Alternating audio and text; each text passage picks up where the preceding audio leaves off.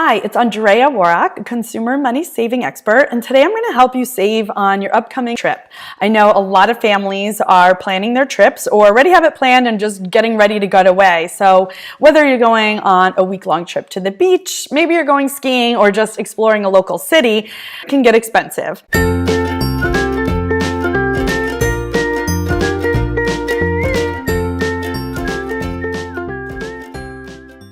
Between airfare, hotel, food, entertainment, all these expenses can really add up and bust your budget. So if you don't plan wisely, you could take on debt and get yourself into a sticky situation.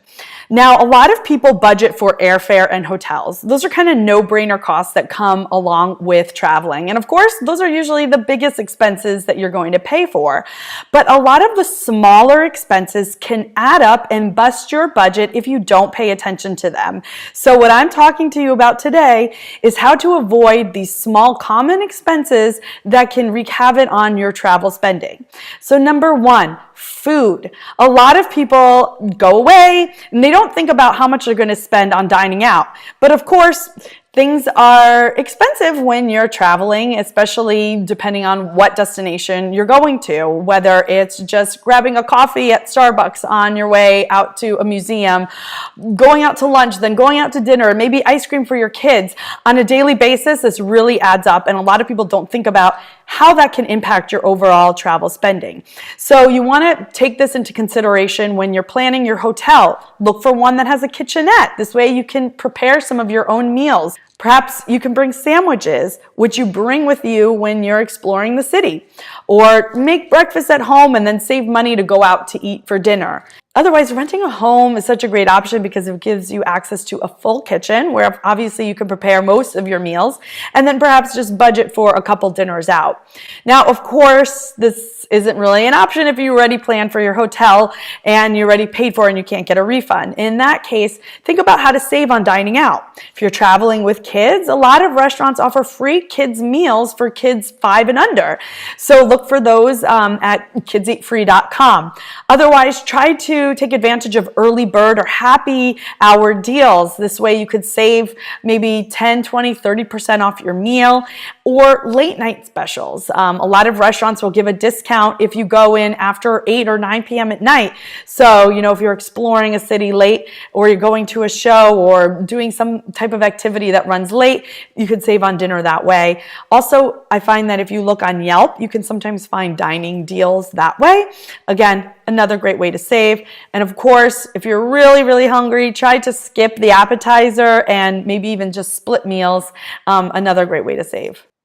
Or look at a daily deal site like Groupon or Living Social before you head to your destination. A lot of times you can find dining discounts that way, and it's a great way to explore maybe a new, more expensive restaurant that you wouldn't typically be able to afford without that dining deal. Another big expense is entertainment and activities. Whether you want to tour a city, or maybe it's go-karting or some type of zip-lining activity at your destination, whatever it might be, these things get expensive, especially if you do them on a daily basis. Now, I get it, you're going away, so you want to take advantage of your trip and do as much as possible. But you can do that without spending a lot of money, just by planning a little bit more thoughtfully. So first of all, for any types of theme parks, zoos, or museums, look online to see if there are any discount admission days. You'd be surprised. Some may offer free admission or at least a discount on the price of the ticket. Otherwise, buying tickets online in advance oftentimes gets you a deal on the pass and at least reserves you a spot so you don't miss out. I also love to check warehouse stores.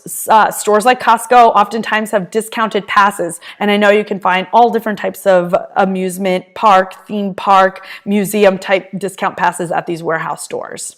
Something else that a lot of people don't think about is their mobile data. When you're traveling, you're usually looking up directions, restaurant reviews, ideas for different sites and attractions to visit, or even just looking up directions on how to get to where you're going. This is going to eat up your data, so you want to be really mindful of it. Apps like 3G Watchdog or Onovo Count will keep track of the data you're using and alert you when you're coming close to reaching your limits. Otherwise, you could also set alerts with your mobile carrier carrier.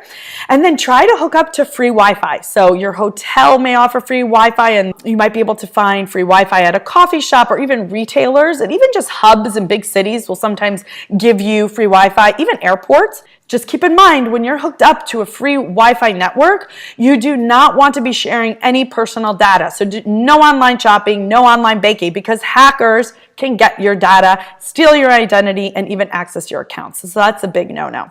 Think about all those small purchases you're making on a daily basis. So whether it's just grabbing a coffee or water bottle when you're out exploring, or your child wants that little tchotchke, whether it's, I don't know, a magnet or a little stuffed animal, of course, you might be having fun in the moment, not really thinking about your budget, but $5, $10, $20 here or there, it's going to add up and it's going to bust your budget. Instead, think about free souvenirs, like all the pictures that you're taking. Spend time collecting all those images. There's an app called Keepsake where you could create a digital photo album right just from your phone on your way home, or just order pictures. These are the best types of souvenirs that'll last a lifetime, not really waste money, and add clutter to your home.